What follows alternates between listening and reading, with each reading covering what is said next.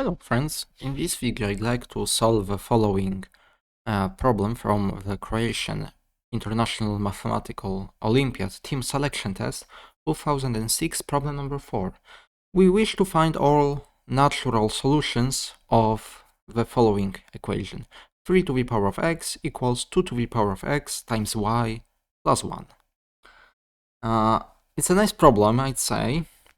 It requires some knowledge from modular arithmetic and general algebra. Here are my hints. First, we say that an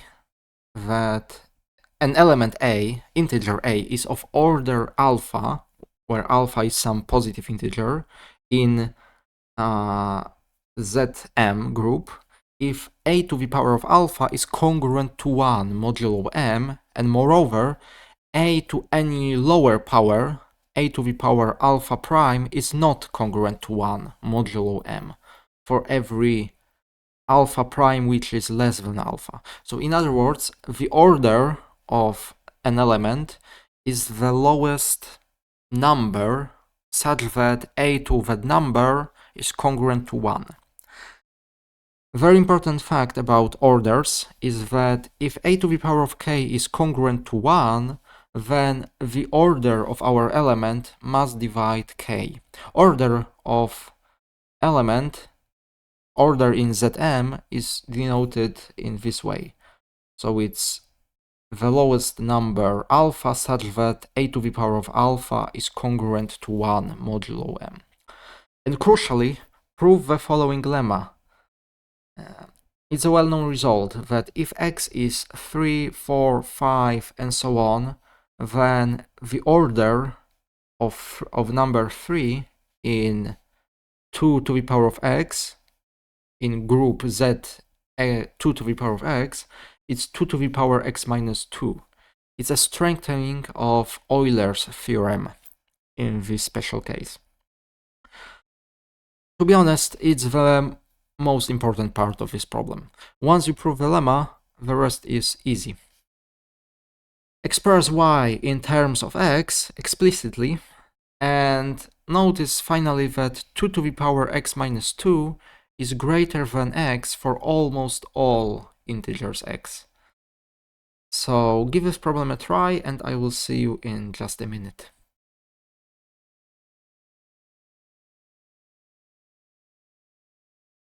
Okay, so I wish to prove my lemma, and to prove my main lemma, I will prove other lemmata. Namely, I wish to prove first the following 3 lemmata. First lemma says that for every odd number, and if x is greater than or equal 3, then a to the power 2 to the power x minus 2 is congruent to 1 modulo 2 to the power of x. It's my first lemma. So let's prove it. Proof of lemma 1.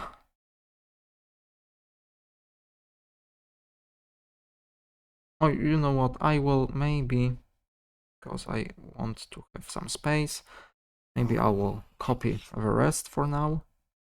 And I will concentrate on lemma number 1. I wish to prove that any odd number to this exponent is always congruent to 1 modulo 2 to the power of x. Proof will be by induction. Proof by induction on x. By induction on. So let's start with x equals 3. If x equals 3, what do we have then? Then, well, let's write that a equals 2k plus 1. It's 2k plus 1, where k is an integer, and a to the power 2x minus 2, what is that? Well, it's 2k plus 1 to the power 2 to the power 3 minus 2, 2 to the power of 1. So it's 2k plus 1 squared, it's 4k squared plus 4k plus 1, and it's 4k, k plus 1 plus 1. And notice that this part is divisible by 8, because we have 4 times product of two consecutive integers. So this part is divisible. It's divisible by 8. So our entire number is congruent to 1 modulo 8. It's congruent to 1 modulo 8. And notice that 8 is 2 to the power of 3. So that closes the base case. Now, suppose, inductive step, suppose that what happens? That a to the power 2x minus 2 is congruent to 1 modulo 2 to the power of x. In other words, i.e. a to the power 2x minus 2 can be written as q times 2 to the power of x plus 1. There is an integer q such that is satisfied. Now, I wish to prove the same kind of congruence, but for x plus 1. For x plus 1. Now, I will take square on both sides, and I will get the following. A 2 to the power 2x minus 2 squared equals q 2 to the power of x plus 1 squared. And notice that if I take square on the left hand side, I have 2 to the power a to the power 2x minus 1. Very well. Equals. On the right hand side, we have q squared 2 to the power 2x plus q 2 to the power x plus 2 to the power x plus 1 plus 1. And let's notice something, namely, this part is congruent to 0 modulo 2 to the power x plus 1, obviously, but this part is also congruent to 0 modulo 2 to the power x plus 1. Well, why is that? Well, because 2x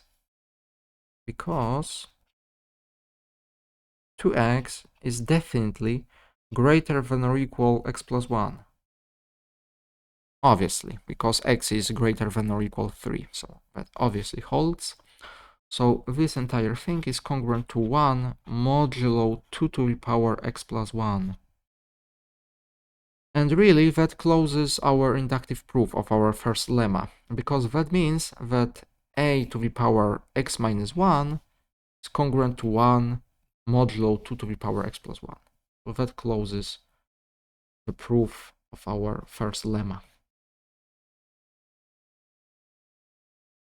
Okay, now for the second lemma, it will be trickier. No, not really. It will be very similar. Corollary will be for later.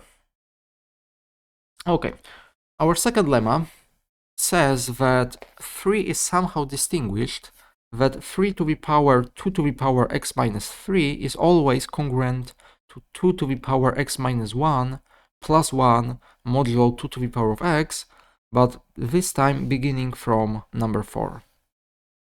I wish to prove it. Again, I will proceed by induction. Proof. My base case will be for x equals 4. So if x equals 4, what happens then? Then 3 to the power 2 to the power x minus 3.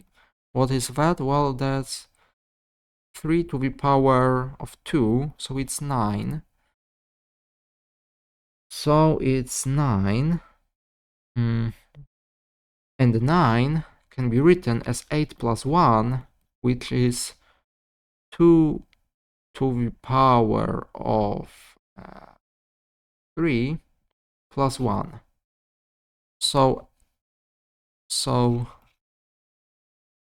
3 to the power 2x minus 3 is congruent to 2 to the power x minus 1 plus 1 modulo 16, modulo 2 to the power of x, in this special case, because in fact we have equality, something more than mere congruence. Now, inductive step. Suppose now that suppose that 3 to the power 2x minus 3 is congruent to 2 to the power x minus 1 plus 1 modulo 2 to the power of x, or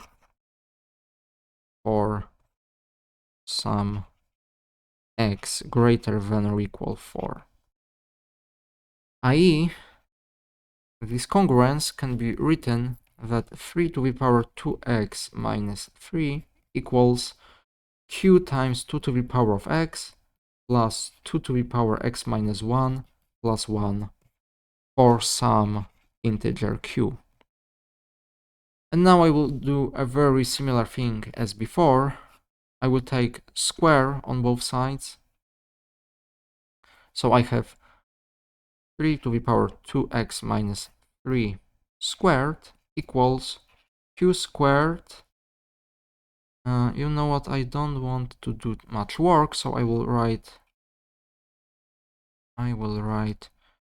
q times 2 to the power of x plus 2 to the power x minus 1 squared plus 2 times q times 2 to the power 2 to the power of x plus 2 to the power x minus 1, and finally plus 1.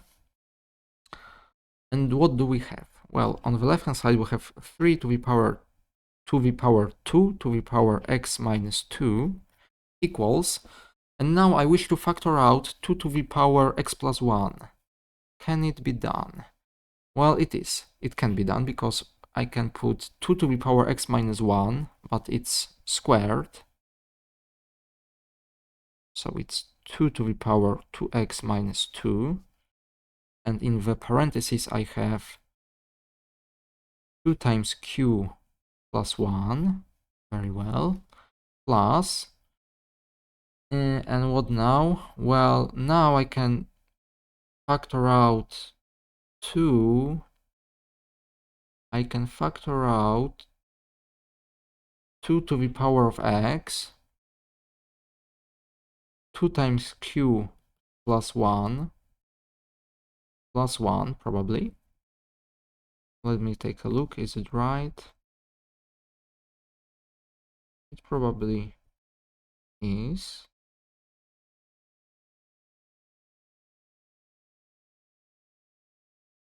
Yes, it is. No, sorry. I wish to write it in a different way. I wish to write it as 2 to the power q times 2 to the power x plus 1 plus, maybe I will write last part in blue, 2 to the power of x plus 1. Oh, now it's right. Now, let's notice something. This part is obviously divisible. It's divisible by what? By 2 to the power x plus 1. How do I know that? Well, because 2x minus 2 is greater than or equal x plus 1. Because we are dealing with numbers from 4 onwards. Likewise, this is also divisible by 2 to the power x plus 1. Is divisible by 2 to the power x plus 1. Very well. And the last part stays as it is. So now we see that 3 to the power 2x minus 2 is in fact congruent to 2 to the power of x plus 1 modulo 2 to the power x plus 1. And that closes our inductive proof of our second lemma. That closes our proof of our second lemma. And now Now it's time for our corollary,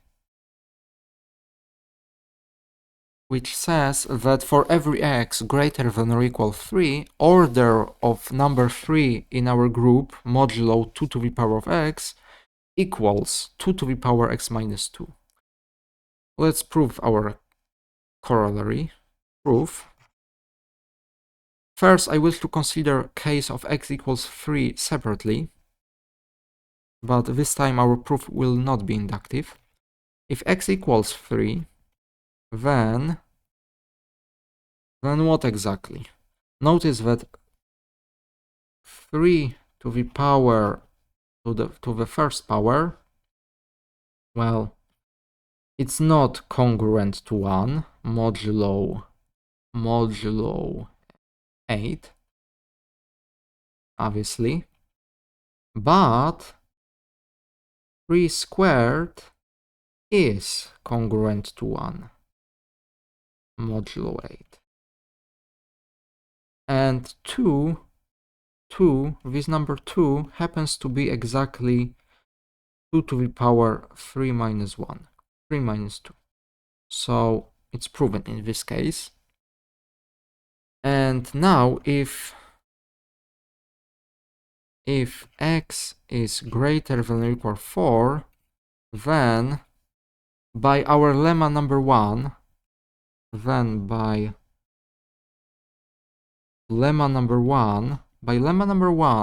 we know that 3 to the power 2x minus 2 is congruent to 1, modulo 2 to the power of x. But by lemma number 2,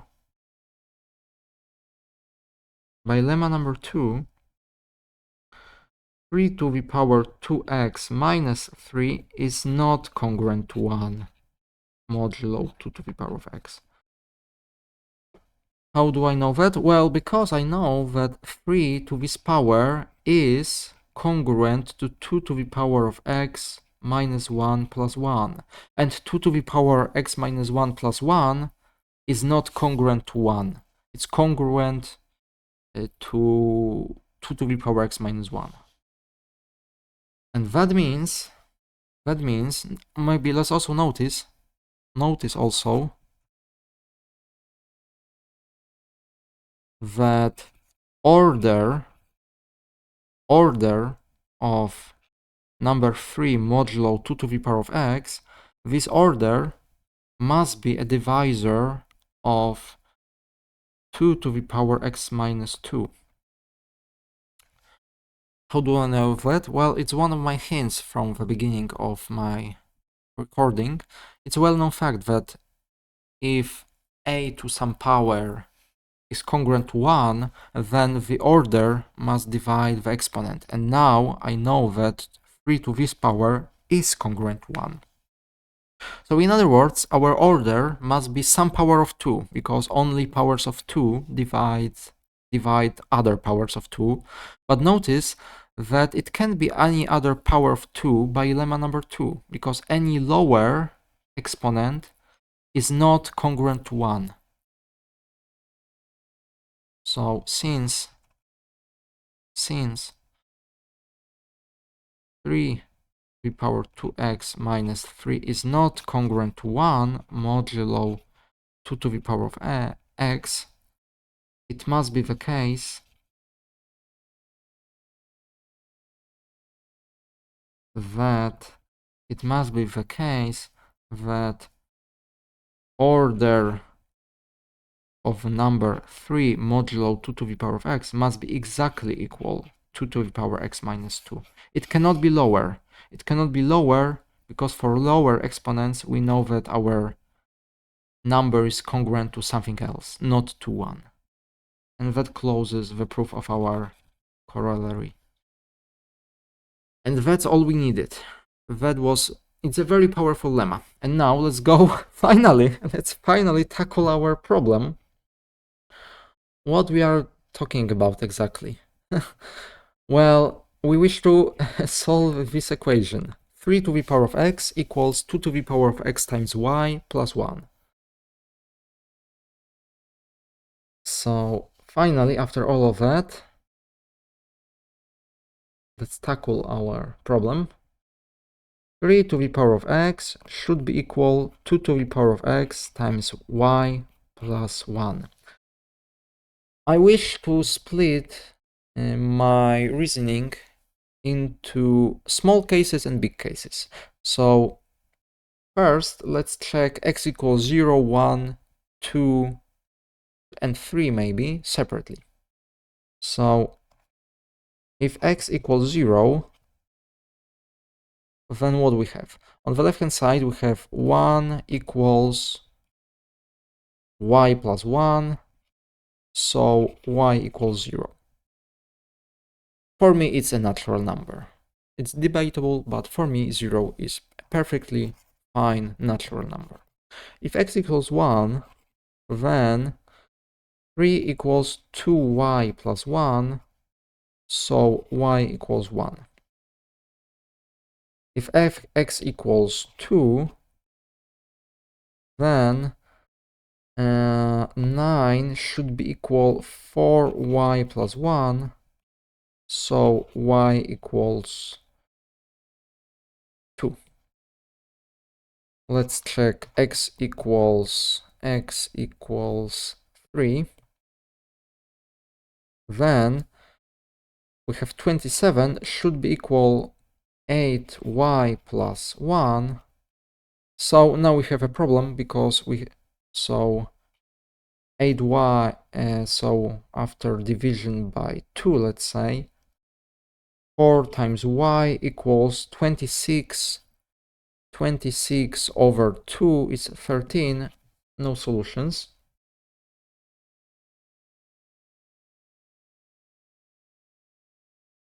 No solutions in this case. And finally, our final case, which we will consider separately, is x equals 4. If x equals 4, then we have 81 equals 16y plus 1. So y equals 80 over 16, 5. So we have 4 solutions, and I will show that no other solutions can be found. So finally, let x be greater than or equal 5. I will show that no solutions can be found. How can I do it? Well, I will transform my equation into this form. I will subtract 1 and I will divide by 2 to the power of x. So y equals 3 to the power of x minus 1 over 2 to the power of x. In other words, this has solution, i.e. 3 to the power of x should be congruent to 1 modulo 2 to the power of x. That should be ringing some bells in your brain, because we have considered these types of congruences just a minute ago. Recall, by our lemma, by our results, we know that order of number 3 modulo 2 to the power of x equals 2 to the power x minus 1. So, since 3 to the power of x is congruent to 1 modulo 2 to the power of x, it must be the case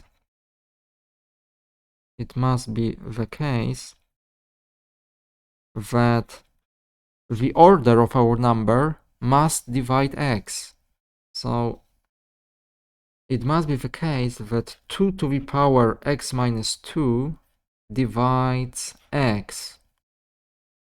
And as you probably guess, that is a problem, because this number for sufficiently large x is much greater than x itself. So we are dealing with x from 5 onwards. Notice that if x is greater than or equal 5, then 2 to the power x minus 2 is strictly greater than x. I leave a verification to you. It's very easy to prove it. For x equals 5, we have 8 and 5, so it's already strictly greater than x. So 2 to the power x minus 2 cannot divide x. So no solutions. No solutions for x greater than or equal 5.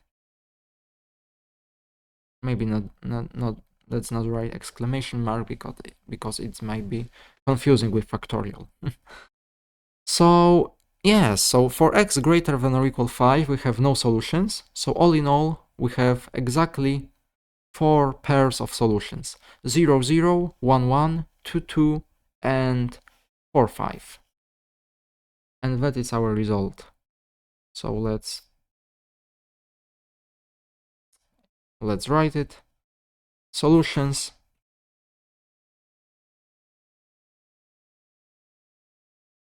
Solutions.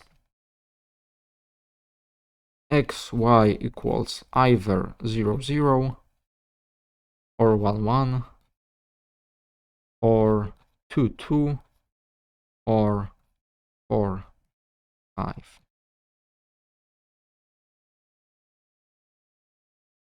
And no other solutions can be found.